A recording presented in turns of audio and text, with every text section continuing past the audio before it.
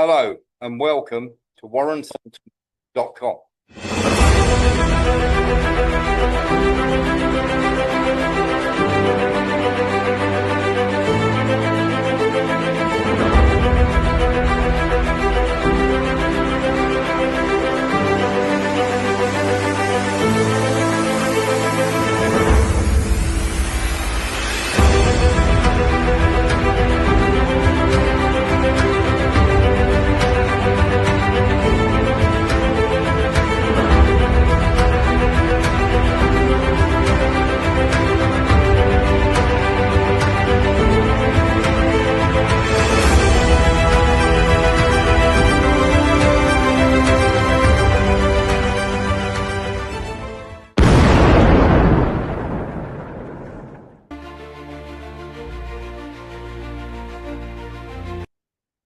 Good evening and welcome to WarrenThornton.com.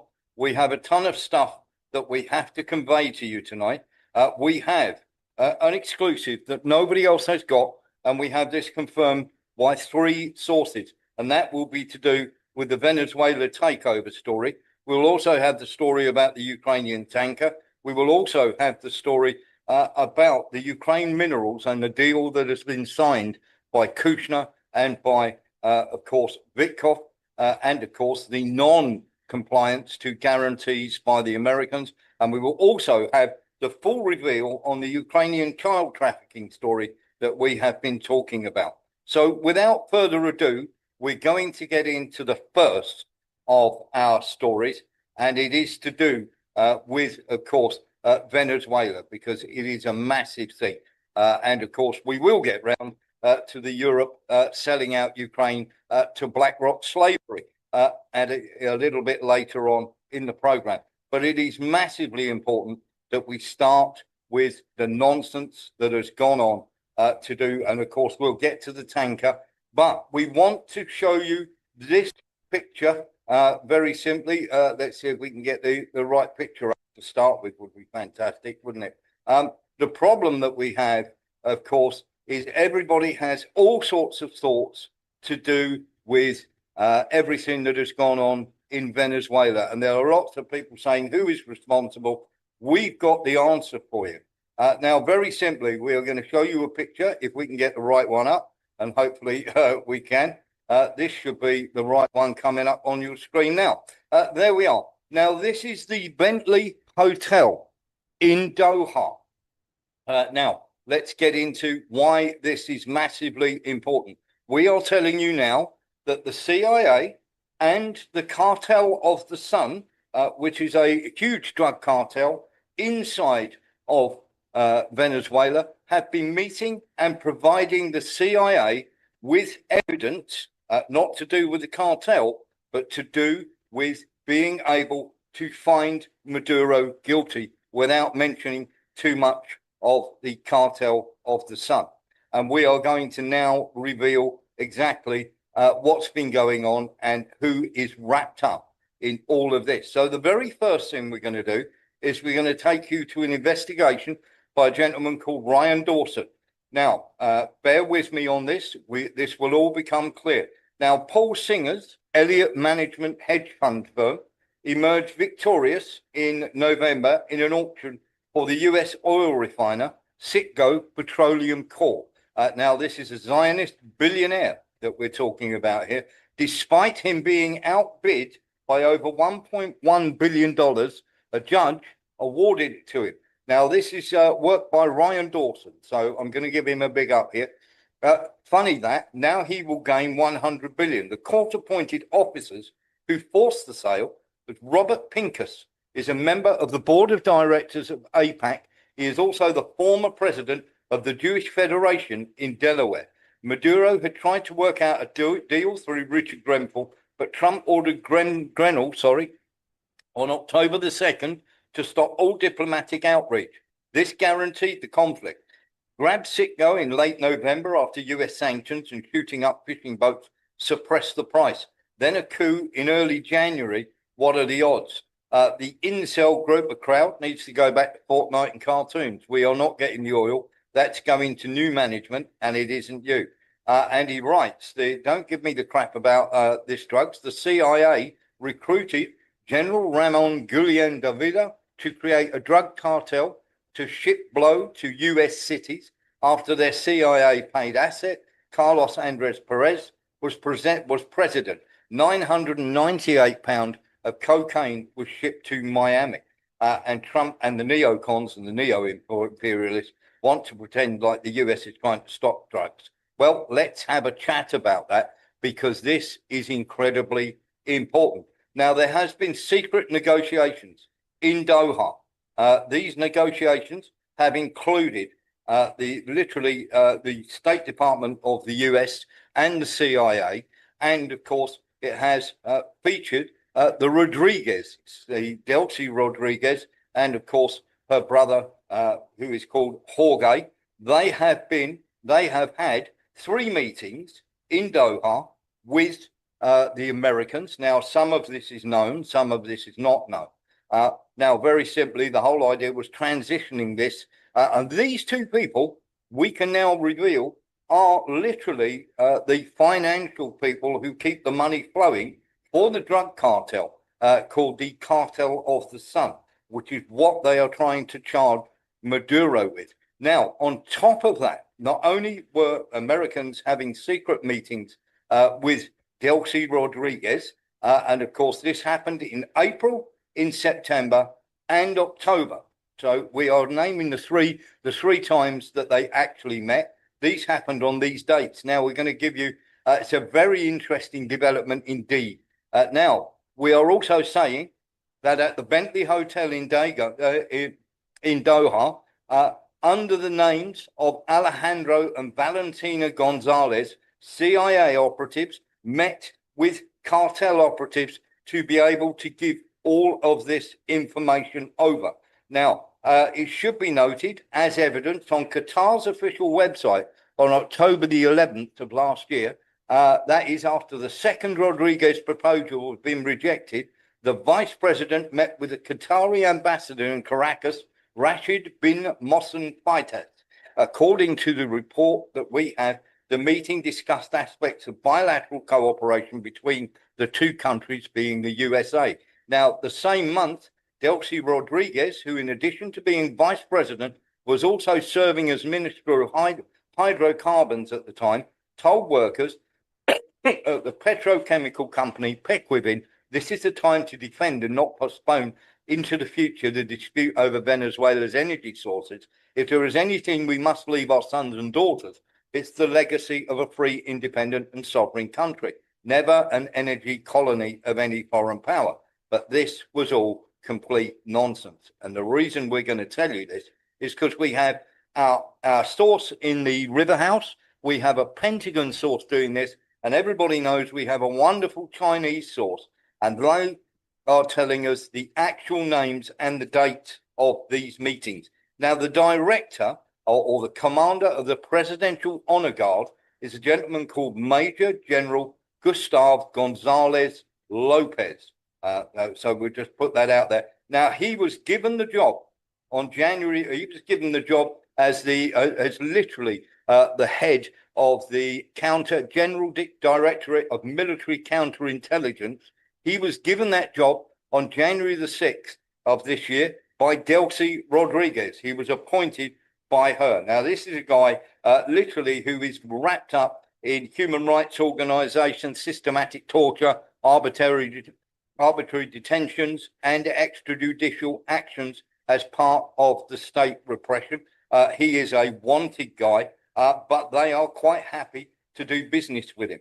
Now, Delcy Rodriguez and her brother have long been people who, shall we say, like to play both sides of the fence, and they are well known in drug cartel circles. Now, we're hearing this from 3 different sources, remember, that these people are literally running the financial block for this cartel and are deep in the pockets of them.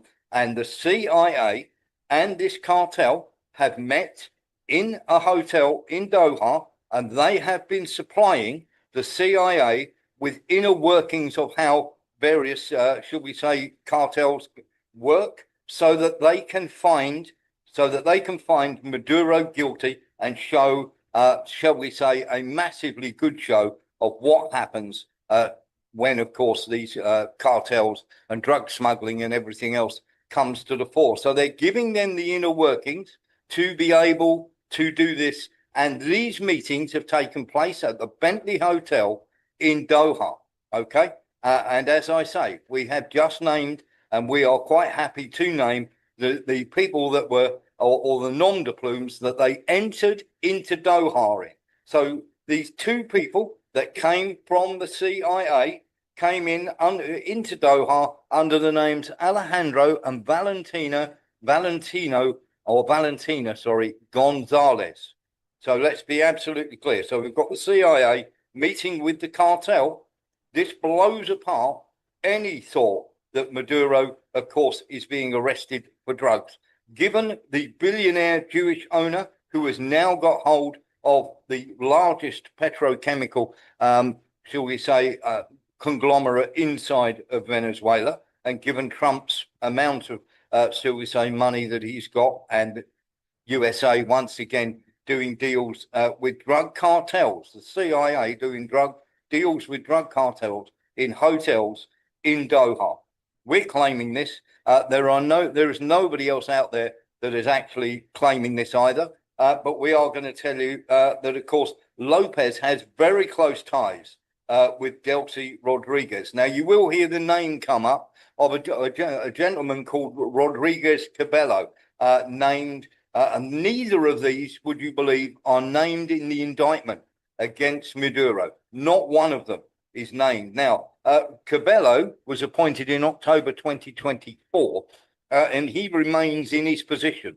And that is he is a cousin of the Interior Minister, Diosdado Cabello, and has been sanctioned by the US for alleged human rights abuses. And he is part of the Bolivarian National Intelligence Service, and it's Venezuela's primary civilian intelligence and secret police agency. So just to let you know, and he too is wanted for political repression, arbitrary detentions, and alleged torture of various people. So these are the guys that were in charge, and literally the guy who is the director of the DGICM, commander of the Presidential Honor Guard, is the man who stood down the military for them to be able to capture Maduro. So this was organized by the Rodriguezes. This was organized by the cartel. Everything was put together to do this to Nicolas Maduro. And this is exactly what we are saying. We have three absolutely impeccable sources on this, and this is what we are putting out there. You don't need to take my word for it. Start going and checking it. The Bentley Hotel, as I say, in Doha was used for CIA and the cartel to get together to produce a package to be able to put Nicolas Maduro and his wife away.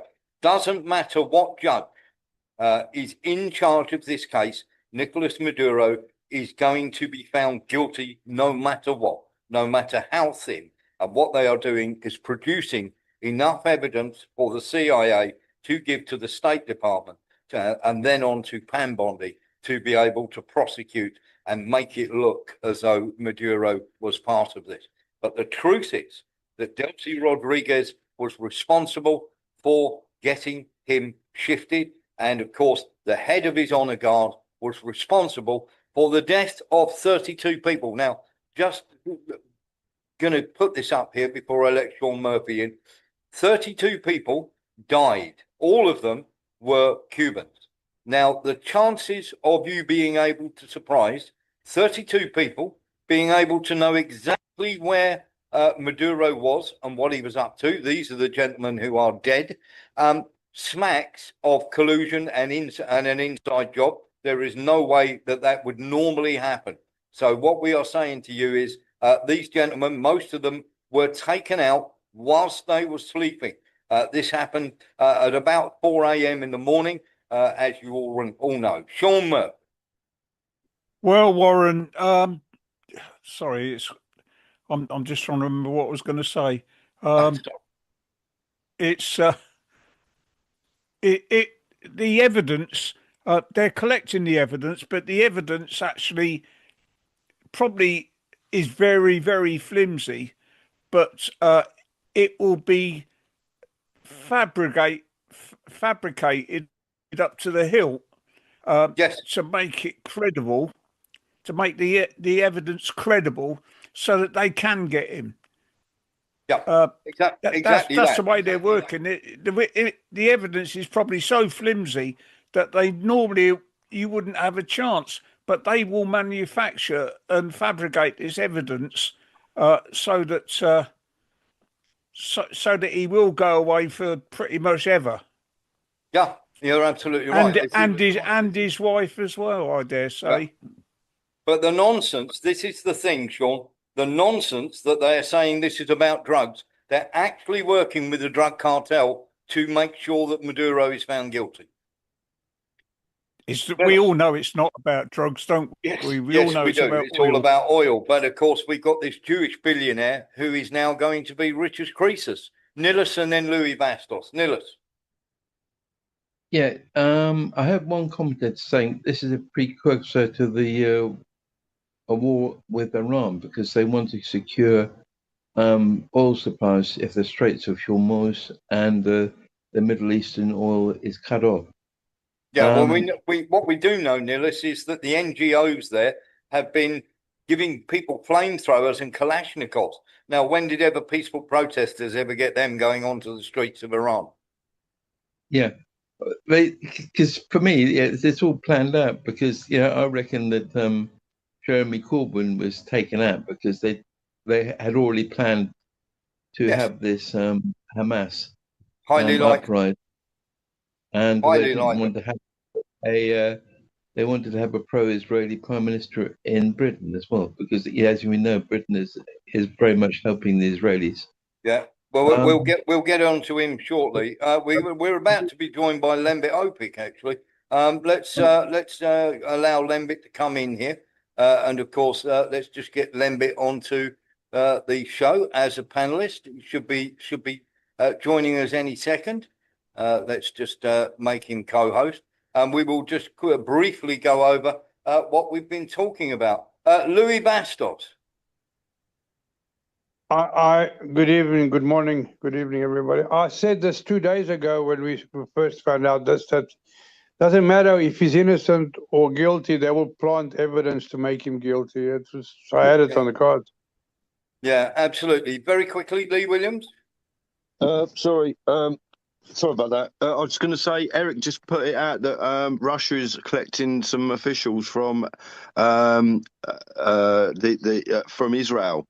So there must be something going to be happening that Russia knows about. I just thought I'd let you know that. That was from Eric. Don't know about that, but thank you very much. Yeah. Lembit, you just going to run you through what we've revealed. We are claiming here. Here we go. We have this gentleman here. We've got the Bentley Hotel in Doha, which has been the scene of 3 meetings between the Rodriguezes. This is Delcy Rodriguez and, of course, Jorge Rodriguez and American representatives. The gentleman we are turning around and saying that is responsible for dropping the 32 people in it who got killed and standing down the military is the director of the DGCIM and commander of the Presidential Honor Guard, Major General Gustavo Gonzalo Lopez, appointed by Delcy Rodriguez on January the 6th, replacing the previous director, and of course he's a Chavista hardliner. We have also been given evidence by 3 sets of people, one of them being from our Chinese friend, and of course from somebody in the River House, the meeting between the CIA and the Cartel of the Sun took place in this hotel using the names Alejandro and Valentina Gonzalez. It should be noted, the evidence on Qatar's official website on October the 11th of last year is that after the second Rodriguez proposal had been rejected, the then vice president met with Qatari ambassador in Caracas, Rashid bin Mohsen Faitas. According to the same report, the meeting discusses aspects of the bilateral cooperation between the two countries. The same month, Delcy Rodriguez, who in addition to being vice president, was also serving as Minister of Hydrocarbons at the time, and is well known for washing, shall we say, money laundering for the cartel of the Sun. The financial overlords meeting took place in April, September, and these secret meetings between the cartel and them, and we also have, of course, a Jewish billionaire who has suddenly won a bid to take over the oil concession. Lembit, these are all fairly staggering claims we're making, but we are unbelievably certain of what we're saying here. So it looks like Delcy Rodriguez, lined up with the help of the CIA and the drug cartel, is lining up Nicolas Maduro with enough evidence so that he's found definitely guilty in the US court when it comes to trial. Well, there's so much there. I can't possibly comment on the veracity of your claims. So I can only give you a conditional observation. That fits in with what you've just heard from our friend, that he's bound to be found guilty. If he's not found guilty, the implications are almost imaginably bad for the American administration, because then it looks like an entirely politicized kidnapping. Yes. And Maduro would then be vindicated. They can't have that, really. And so a lot of people, even if they're not friends of Maduro don't respect him, would express concerns about what's happened. It's interesting that for once, and this doesn't happen often, for once I actually agree with my former office colleague, and now leader of the Liberal Democrats, Ed Davey, who pointed out the illegality of the action. And, yes. And that is a huge problem. Even if you think Trump's great, even if you think Maduro's terrible, it's an incredibly high stakes game. That's something we covered in one of your recent shows. So where do I stand on this? Well, with the apprehension of Venezuelan cargo ships and so on, or tankers, with the blockade of Venezuela, America is being quite unabashed in its intentions. And I still believe the most likely long-term outcome, or even medium-term outcome, will be for Vladimir Putin and President Xi Jinping and China to say to other South American countries, we'll give you security guarantees if you do business with us. Yeah, absolutely. I'm just going to avail you of this, Lembit. Sorry if I'm repeating myself, everybody, but Lembit may or may not know about this. The Venezuelan raid actually enriches a MAGA billionaire. Now, Paul Singer's Elliott Management hedge fund firm emerged victorious in late November in an auction for US oil refiner Citgo Petroleum Corp, despite being outbid by over $1.1 billion. A judge awarded it to him. Funny that. Now he will gain 100 billion. This is, of course, from a friend of ours, Ryan Dawson. The court-appointed officer forced the sale. Robert Pincus is a member of the board of directors of AIPAC. He is also the former president of the Jewish Federation in Delaware. Maduro had tried to work out a deal through Richard Grenell, but Trump ordered Grenell on October the 2nd to stop all diplomatic outreach. This guaranteed conflict.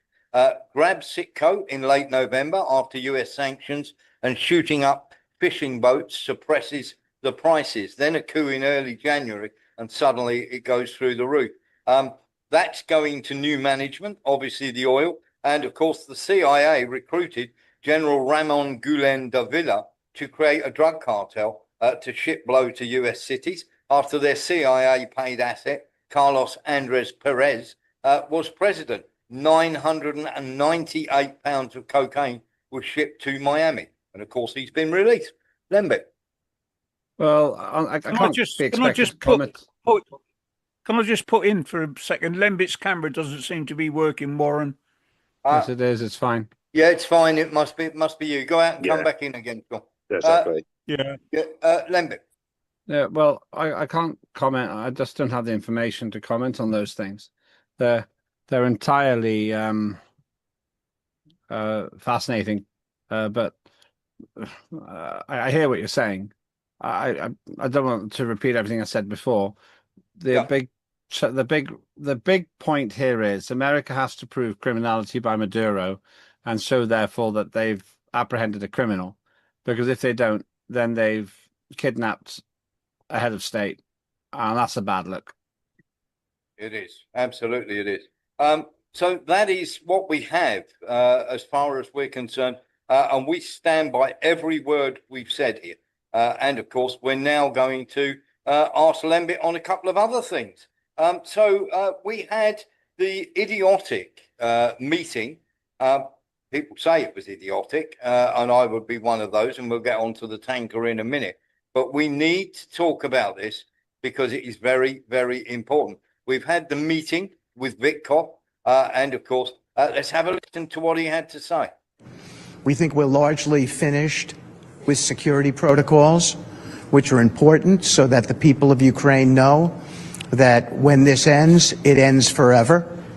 But we also think, critically, that we are very, very close to finishing up as robust a prosperity agreement as any country has ever seen coming out of conflicts like this.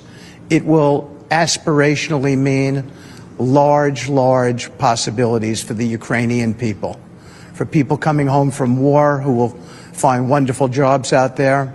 We're working with BlackRock, Larry Fink in this endeavor, and we think it's going to be very, very important for the people of Ukraine. And we believe that a robust economy correlates and works directly with these security protocols. It makes Ukraine a strong, independent nation. And we think that's really important in terms of their long-term future. So there we are, Lembit. It's going to be a fantastic and fascinating time out with BlackRock. And of course, BlackRock, that bastion of altruism. So that's 2 million people have died so that Ukraine can be sold into slavery to BlackRock, where when you come back from the army, having had your leg blown off, you can go and work down the mine. Well, it's a bold statement. BlackRock seems to have made a very bad call in terms of backing the wrong side in this war. They've de facto lost access, at least for now, to the very rich mineral deposits in the areas now occupied by Russia. But this is once again because BlackRock isn't run by very good politicians. There seems to be a massive deficit of good politicians in Western government, Western Europe, in the West generally. And I don't know what it is about people who think because they make a lot of money, they must be good at business. To be very good at politics, you really have to understand humans. And Starmer and all those people in the coalition of the Wallies, they don't understand people. And I think BlackRock's the same. They understand money. And a dollar is not the same as a mindset. No. Yeah, a fistful of dollars doesn't mean that you've got a head full of emotional intelligence. And that's why they've called it wrong. Let's get into this then, because you said that's a bold claim. We're going to get into this a little bit. Here we go. This is Lvov and all the oblasts. This is the Ukraine's critical resources, as you can see by the map, and I'll leave that up for a minute. The slightly brown or very dark, light brown that you can see is the current areas that, of course, Russia control at the moment. The areas, the rest is controlled by Ukraine. But in the beige is the areas where, of course, we have, how can I put this as nicely as possible? We have the absolute, should we say, BlackRock infusion. Those areas are where BlackRock have actually bought land, Lembit. That is quite a lot of parcels of land. That's really careless. And that's what they've done wrong. Well, you never know. Maybe some parts of that we saw in that picture will remain in Ukrainian hands, but a lot of it hasn't been the case. What's interesting is that after people saying, "Oh, it's terrible that America wants to buy Greenland," these foolish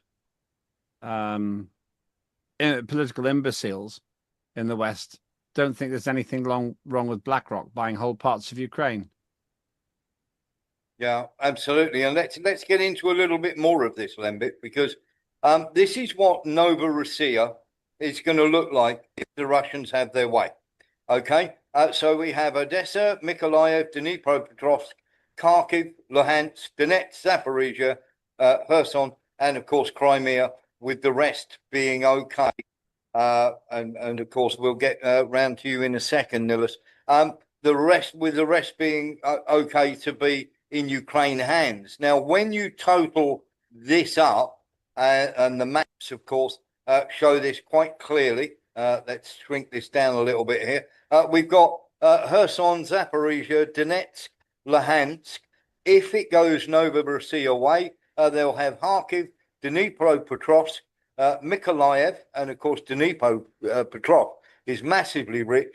They'll have Mykolaiv, Odessa, and of course Crimea, which will give them $9 trillion of minerals compared to only $3 trillion that would be in the rest of Ukraine. This may be one of the reasons they want to freeze the front line, Lembit. Yeah, well, the Ukraine can freeze the front line wherever it wants. It'll melt.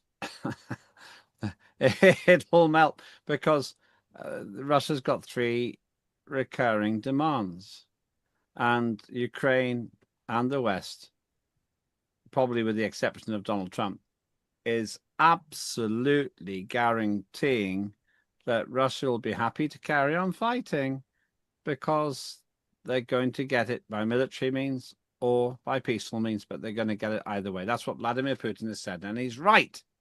And because whether you like it or not, this isn't a moral judgment. This is a military judgment. He's right, because there is nothing to stop him. We have a pathetic, disorganized, conscript army of people older than me and others too, some of whom will be good fighters, but all of whom are really in danger of dying at the hands of terrible mismanagement by war loser and professional comedian Volodymyr Zelensky. So what we're seeing here is an open, honest claim by Russia, and Russia will say, we'll keep going until we get what we want. They could add in brackets, and the less you play ball, the more we'll keep going. The more people you're willing to kill, the more people you're willing to lose, the more money you're willing to waste, the more land we're going to get. So bring it on. Putin doesn't want to see the death of his people, but he's willing to take the 18-to-1 ratio, which is quite credible, I think. Though you wouldn't think so in the Western media. Western media says that Russia's got the appalling losses, but that doesn't even make any military sense. You've got a professional army against a bunch of conscripts and elderly people, and so on, and demotivated people compared to the Russian side. So however you look at it, this is a horrendous misjudgment, miscalculation, not just by BlackRock, but by anybody who thinks that holding out is going to do any good for Ukraine. So they had the first tier of territories. Now it looks to me you're adding a second tier there as well. They probably stop there. Whatever else happens, they'll probably stop there. Yeah, exactly that. Let's hear from Nilis and then Mark Onza, and then we're going to talk about this very, very bogus peace deal. Nilis.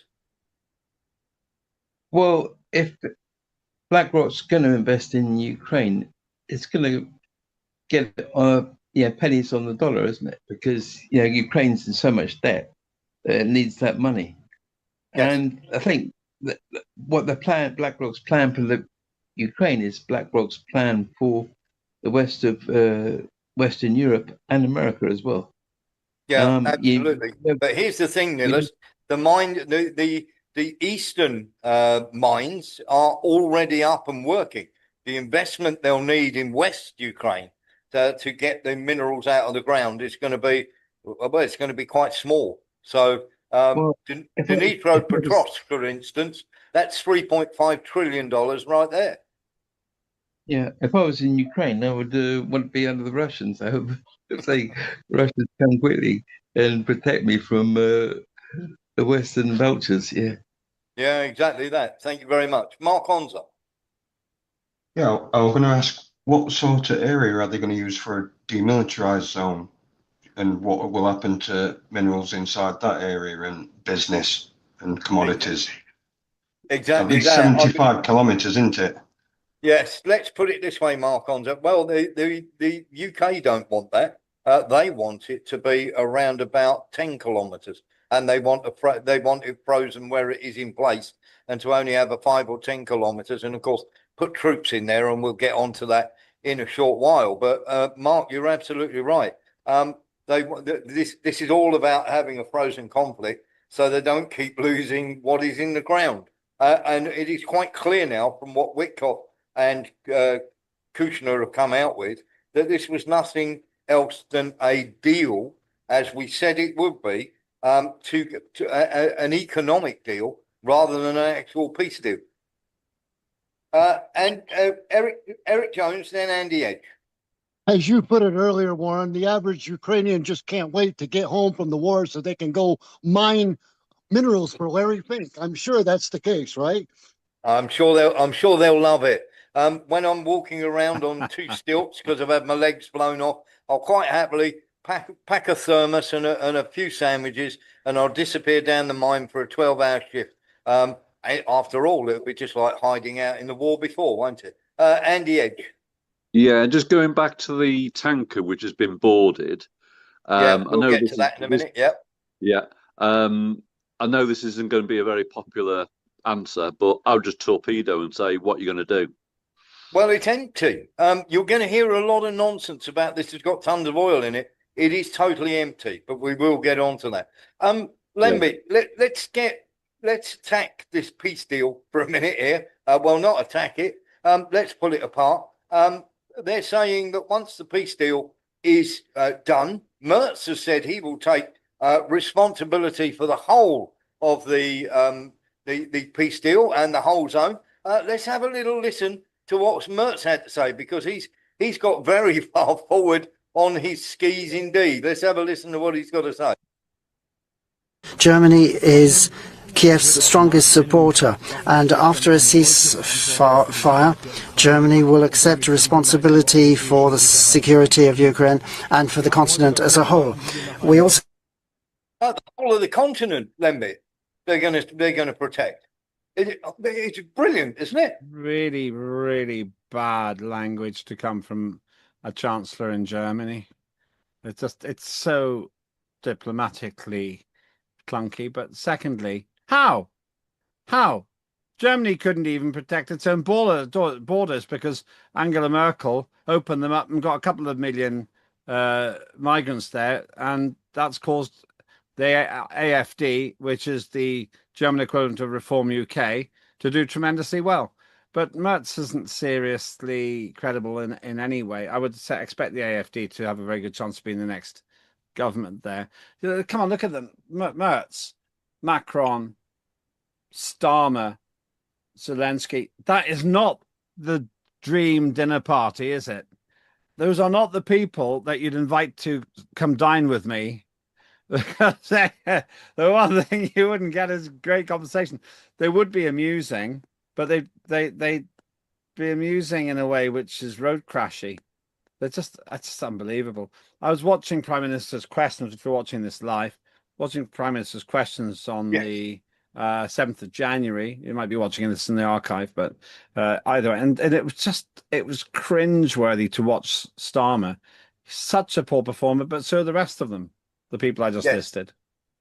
Yeah, absolutely. And of course, they were signing this declaration of intent, of course, to put troops into, and of course, they were saying, oh, we'll put troops in, not a problem. Everybody will be all right. Let's have a little listen to Starmer here. Let's just get that. Intent on the deployment of forces to Ukraine in the event of a peace deal. This is a vital part of our ironcast commitment to stand with Ukraine for the long term. It paves the way for the legal framework under which British, French and partner forces could operate on Ukrainian soil, securing Ukraine's skies and seas and regenerating Ukraine's armed forces for the future. Lembit, did they not hear the Russians when they said no NATO troops in Ukraine? They didn't hear. They didn't hear. That's like saying, I'm not going to lend you my lawnmower, neighbour. The neighbour says, when you lend me, when you lend me your lawnmower, I go to look, get some peacekeeping people to mow the lawn. No, I'm not lending you the lawnmower. I'm not going to let you use my property. Well, when you do, I'm going to get some people to look after it. Mr. Starmer, I don't agree. Well, when we do that, and that's what's happening here. I couldn't believe my ears. Trump and Putin have both said no ceasefire, no ceasefire, no NATO troops. Fundamental condition: no NATO troops. As soon as I heard them say that, I thought, there we are, the coalition of the Wallies at it again. And you just know this is going nowhere. And then you saw them all pompously signing these bits of paper. It's like it's like fantasy football. It's not a real team. It's pretend. It's not real. Let's Louis Bastos and then Lee Williams. And then I'm going to ask you another question, which breaks yet another one of it's a massive deal breaker yet again. Louis Bastos, then Lee Williams. I thought I heard him say the sea as well, but they're not going to have the sea for very long because we will take Odessa, yeah? Yeah, absolutely. Well, they'll just blockade it. They'll blockade it. Lee Williams. Is it a falsity that anybody around the UK thinks, there's now it's going to be okay out there, and the troops can go out there? It's not a problem. It's a basic lie from the West. It's going to be absolutely smashing. I'm going out there myself on HMS Diversity and Inclusion. Mark Onder. Brian, you've been a referee. Wasting time. The more time that goes on, the more money they can launder. They're going round in circles. You know they are. It's a Get game. it in the washing machine, mate. Yeah. Get it in the washing machine. I'm sure I heard this one 6 months ago from. Yes, and we've said this over and over. Lembit. I've got something to say here. Right, you may not want to be on the good ship DEI, diversity, equality, and inclusion. I do, and I can guarantee I'll get onto it, Warren Thornton, because I'm going to identify as a group which is massively underrepresented in the coalition of the Wallies. Massively underrepresented. I will identify as a realist. They'll have to let me on because there are no such people in the crew at the moment. I don't think you'll be apart allowed. From Orban, yes, Orban. He and I'll share a cabin with him. Nobody else. What you want to do is go over in one of those rainbow tanks or tin cans, as I tell them. That'll be a really good disguise to go in. Here's the other thing, right? Everybody is talking peace. Lembit. Okay. Wonderful. We're going to have peace. How are we going to have peace when they are literally just appointed Budanov, who is the head of the SBU, who the Russians want for war crimes, and Christopher Freeland, whose father and grandfather were committed Nazis, has just been hired as an advisory on the economic development. And of course, I have my own choice. She was the former deputy leader for Canada. And of course, you know that I got in trouble for exposing Nazis in Canada. Christopher Freeland has just been hired. I mean, they're literally hiring more neo-Nazis, Lembit. Well, it's a bit like your last question. They don't understand what you mean. It's a very simple thing you've just said, but they don't get it. They just don't understand. There's no other way of putting it. But it's dealing with a bunch of total incompetence. And I actually have become quite despondent about politics generally, because sometimes I wonder, am I just playing it up for the cameras? Am I saying these things because I think they're amusing? It's just not funny when thousands of people are dying a week, mainly Ukrainians, because of the appalling decision-making by these individuals. If their sons and daughters were on the front line, they wouldn't be making these decisions. Mark Rutte has no stake in the game. He's got no children. And I worry if that means that he just doesn't empathize Well, what it's like to get news of your dead Ukrainian son or daughter or father or brother or sister or husband being dead on the front line. I don't know if he understands that. I don't know what his relationship status is. But what about somebody he cares about? And this is all very odd, very odd character. You don't really know anything about him. But if somebody he actually cares about, if he cares about anybody, was sent to the front line, would he make the same decision? Lethal force? Yeah, it is quite staggering, isn't it? And when we're talking about this sort of crazy idea, and of course the Russians are going to dismiss this straight off the bat, and we'll talk about the tanker in a minute, because of course they've gone and boarded the tanker, which isn't exactly the smartest move to do when you're trying to make a peace deal. We've also, without the American help here, they've also today launched these ridiculous HIMARS into Belgorod over the course of the last 24 hours. I mean, when you're trying to negotiate a peace deal, this doesn't help, does it, Lembit? Of course it doesn't. Of course it doesn't. I mean, it just doesn't. It's like, well, it's one-sided again. Apparently, Ukraine can do what it wants. It can kill civilians and blow up generals in Moscow, but woe betide any such thing happening when Russia attacks Ukraine. I often say this on your show. I'm surprised how few civilian casualties there are. It's still not nice for it's horrible for the victims and their families. But you can see there's quite a lot of precision striking going on, and war is really messy. And as Vladimir Putin has said, and it's impossible to overstate this, I'm going to get what I want for the reasons I've expressed 100 times, everybody.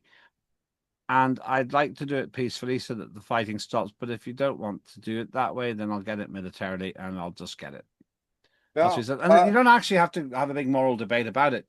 That's the reality. And by the way, the moral debate's out the window now, because the very same people who are criticizing Vladimir Putin are vaguely agreeing with Donald Trump for going into Venezuela. And Britain actually helped to seize this tanker. And they're making these mincing noises about Greenland, but they won't do anything about it. So it's just, and they actually send money to somebody who is also suspected and accused by various people of corruption, Vladimir Zelensky. Nothing's been proved there, but nor has anything been proved about Maduro. But apparently there isn't a symmetry there. Well, okay, then show me why not. Show me why we just take it on trust that Vladimir Zelensky is innocent when his own former business partner ran away from Ukraine when he was investigated for corruption, his own business partner. And then his number two, Zelensky's political number two, resigns as soon as somebody goes into the apartment to look for evidence. And on top of that, you've got the independent commission on corruption. When it starts looking, he tries to shut it down, and then only reinstates it because of popular protest in Ukraine itself. This is the problem. We are dealing with a bunch of foolhardy, self-satisfied opportunists. And I have to say, Vladimir Zelensky, if you're watching, what you've done doesn't fill people with confidence that you're innocent. No, absolutely. Let's ask you this question then, Lembit. Zelensky has got to be dismayed, hasn't he? Because at the end of the day, when it came to signing the declaration of intent to provide security guarantees, America bottled it and decided not to do it. Of course they weren't going to sign it. They were there to tell Europe and the coalition of the Wallies what to do. They, behind closed doors, will have said, this is what we want to tell you about Venezuela. This is what we want to say about Greenland. Oh, and by the way, with Ukraine, you're still on your own, but we'll sell you the weapons. Yeah, it does seem an absolute crazy thing, doesn't it? By the way, my team has been looking into Mark Rutte. He identified himself as a believing person, but then he said in a sermon in 2016 that he's 51% sure there is something more out there, but the other 49% of him has doubts. Well, honestly, I mean, that's just such a meaningless statement. And it sums up Mark Rutte. The only thing he's sure about is that if you're able to kill more people, you have more peace. We've tried that. It's not a great look. Well, he also came out with a statement today, just very quickly while we're on Mark Rutte, turning around and saying that it's a good idea for these people to be able, would you believe, for Donald Trump to be able to send additional troops to Greenland. What? Yeah. What does that even mean? So he Well, doesn't object to. He doesn't object. He doesn't object to any. Hang on, he doesn't basically object to the military acquisition. I mean, that goes with Rutte's doctrine. Might is right. So presumably Mark Rutte's happy if the 57,000 Greenlanders who've just had their all Greenland football knockout football competition, which has 5 football games in it, if those people suddenly get invaded and conquered by a force of Americans who are already there. I don't understand. Is Mark Rutte saying that he's happy with a military intervention by Trump on Greenland? It's hard to understand that. It's pretty much what he's saying. He's turning around and saying he doesn't have a problem or an issue with the US sending extra troops to Greenland, which is pretty much where we are. Somebody who's not going to be sending troops anywhere is Maloney. Lembit, she's turned around and said no troops to Greenland, no troops to Ukraine for a peacekeeping force. Yeah, I really. How did she say that exactly? Because I actually quite respect Maloney. I think she's one of the more thoughtful people. What exactly did she say? She said that if a peace deal is signed, then she has ruled out any chance of Italian troops taking part in this in boots on the ground in Ukraine. Right. Great. That's perfect. That's what I'd expect from her. Maloney and Orban are the 2 European politicians who seem credible. If you look at her face in the pictures, and that doesn't really mean anything, I suppose, but I want to believe her face is telling the truth because she's scowling and almost rolling her eyes and feeling like it feels like she's saying, I really don't want to be with these clowns here. I would say that Maloney and Orban are the 2 people I actually have still got respect for. Yeah. And simply because they tell it like it is. An unwinnable war. We don't want to be involved in it. They don't say this. Maloney doesn't say this as far as I see. Russia's got a point, but Orban does. So one last thing before we get on to the tanker. And of course, we have to talk about this. To borrow a Blondie phrase, Macron, for the last 2 weeks, we are reliably informed, has been trying to ring the Russians to talk to them. And he's got absolutely nowhere. As Blondie said, he's been hanging on the telephone. Macron has had a great victory. He's had a great victory. Let's be fair. The courts somewhere ruled that he's married to a woman. Great. Fantastic. He's finally got something to show for his time as president of France. Beyond that, he hasn't won a whole heap of other things, including respect, because he's just another nobody in high office. Yeah. There's nothing much more you can say about it. You can say that in a lot of different ways, but he's kind of the Starmer of France. Yes. Nilus. Yeah, I think it was the court upheld his cyberbullying claims. I think not that his wife was not a woman. Yeah, 12 people have gone to jail because they turned around and said it's a bit of a bloke, it's a bit of a man bloke, so they put him in jail. It seems as though what was exactly the? I thought they were being. I thought I didn't really follow it closely because you know what? I don't lose sleep over whether Macron's married to a man or not. I don't really care too much about it. But what exactly have they been prosecuted for then? They've been prosecuted cyberbullying. Cyberbullying. Oh, right. I see. Okay. Sorry. Okay. I actually thought I modify my position then. What they've achieved is proving that Macron's proved that his marital partner has been cyberbullied. Okay. Yes. Don't read my Twitter feed. There's an awful lot of bullying going on there at me, but somehow I'm still here. I'm okay, folks. Don't worry. You can be Yes. rude to me on internet, and I'm unlikely to sue. It is quite incredible, Lembit. There are certain people in which cyberbullying you're allowed. Suddenly, the authorities will leap into action, like to you and me, Nillis. Well, I think these are new, Macron's brought in new cyberbullying laws, which these people have been prosecuted under. It's a bit like the Labour Party brought in whole of Europe's brought in cyberbullying laws, just basically to get rid of anybody that disagrees with them. Yeah, I think you're absolutely right, Mark Fonzel. Weren't France responsible for bringing in Colombian mercenaries into war? Say again, buddy. Weren't France responsible for bringing the Colombian mercenaries into war? They were, yeah, they absolutely were. All of them. Putin don't forgive and forget. Yeah, we mustn't ever forget that that's exactly what they did. It's a very good point, well made, Mark. France were also responsible for going over and setting up NATO headquarters in 2020.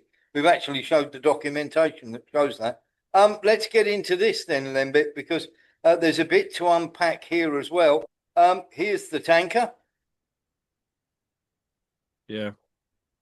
We're going to show the whole 3-minute video here.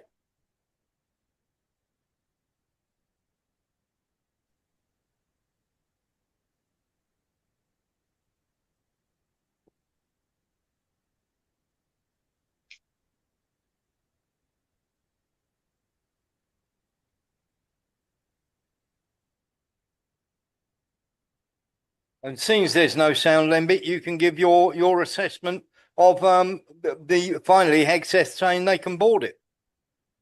Well, they're boarding it. I mean, they're obviously coming on to it.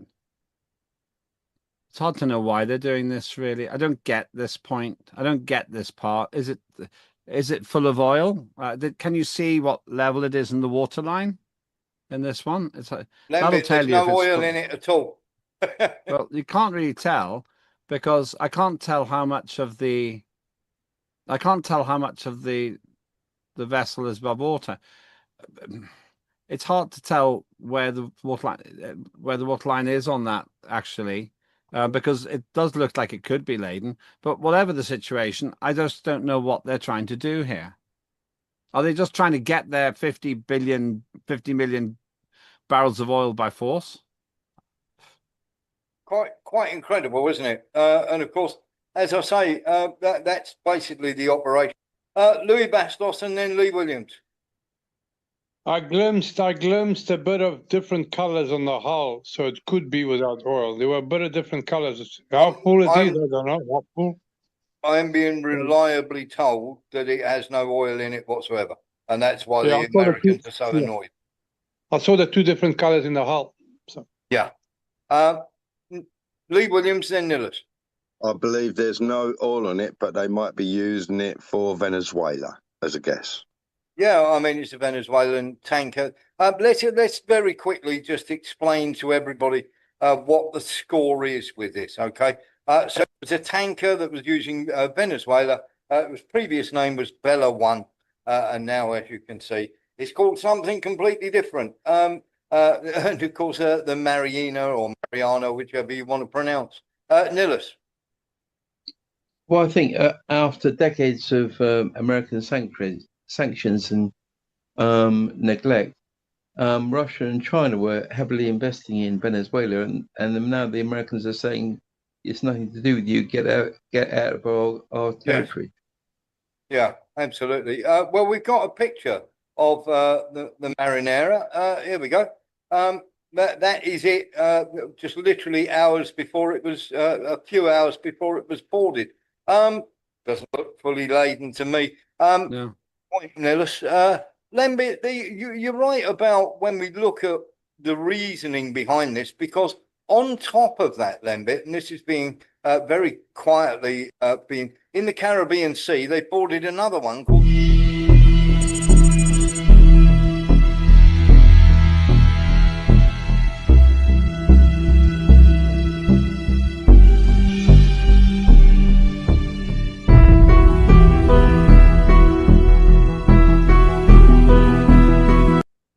Now, this is just piracy, isn't it? I mean, what my point is, if they've already captured Maduro, what are they doing boarding Venezuelan vessels still? Well, the difficult question is, what has boarding Venezuelan vessels possibly got to do with alleged criminality by Maduro? They're not his ships. And that it's just very difficult to understand what their defense will be in that situation. Can we have some clarity, I don't Levitt? understand it. Let's have some clarity, Caroline Levitt. The vessel this morning was seized in the North Atlantic pursuant to a warrant issued by a U.S. federal court after being tracked. And this was a Venezuelan shadow fleet vessel that has transported sanctioned oil. And the United States of America, under this president, is not going to tolerate that. I would also just add the vessel had a judicial seizure order in the crew. So that means the crew is now subject to prosecution for any applicable violation of federal law, and they will be brought to the United States for such prosecution if necessary. They're talking about any Russians that are on board, and I don't know if there are any, to be honest.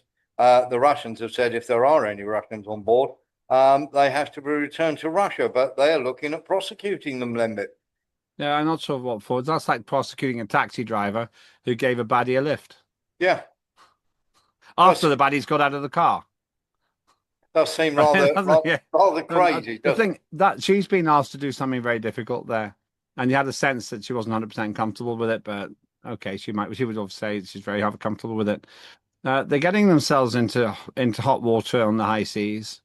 But once again, I would imagine Putin and Trump can sort this out. The point is that the Europeans have shown themselves to be utterly impotent, utterly irrelevant, and utterly unconsulted by all this. Yeah, absolutely. And of course, it's only this situation is only going to get worse. Let's talk about the British part in this then, Lembit, because we had a Poseidon takeoff from Lossiemouth that took part in this operation. And of course, we've got old Big Chops Warmonger Healy, the Secretary of Defence or the Secretary of War, like Pete Hegseth wants to be. Today, our UK Armed Forces showed skill and professionalism in support of a successful US interception of the vessel Bella 1 while on its way to Russia. This action formed part of global efforts to crack down on sanctions busting. No, Europe. The ship with a nefarious history, is part of a Russian-Iranian axis of sanctions evasion, which is fueling terrorism, conflict, and misery from the Middle East to Ukraine. Oh God, a guy almost makes me want to vomit. Skill and professionalism, going up in the air and going, there it is, guys. Well, there's very little I can add to what you said. What we see is the total disintegration of British political credibility. These people, they're driving the British public into non-cooperation with the government. This government isn't going to be able to rule by consent for much longer because of the level of idiocy that they show. And they continue to ensure that Britain remains an irrelevant laughing stock around the world. Now, I think you could be right. I mean, it does seem very, very strange, doesn't it? While we're talking about all of this, I mean, you've got China are getting upset about this as well. Are you surprised? No, not at all, not at all. So let's get into this then. Venezuela is going to be governed properly. This is Philadelphia a couple of months ago, Lembit. This is Philadelphia being governed properly.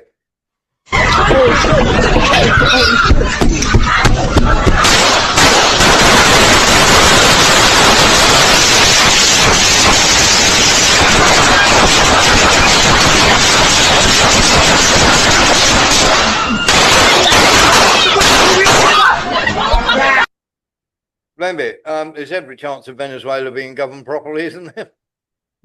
Well, they don't say that it's the drugs coming from Venezuela that's causing that, of course.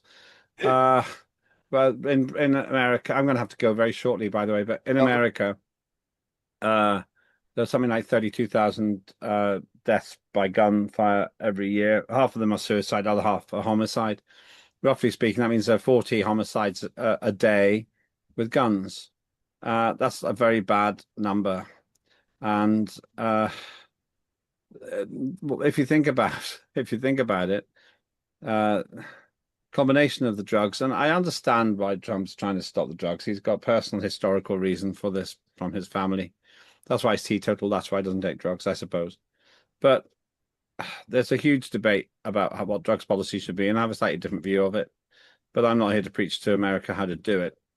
I've tried to change drugs policy in this country, but the big fundamental point here is that what we saw there was clearly lawless.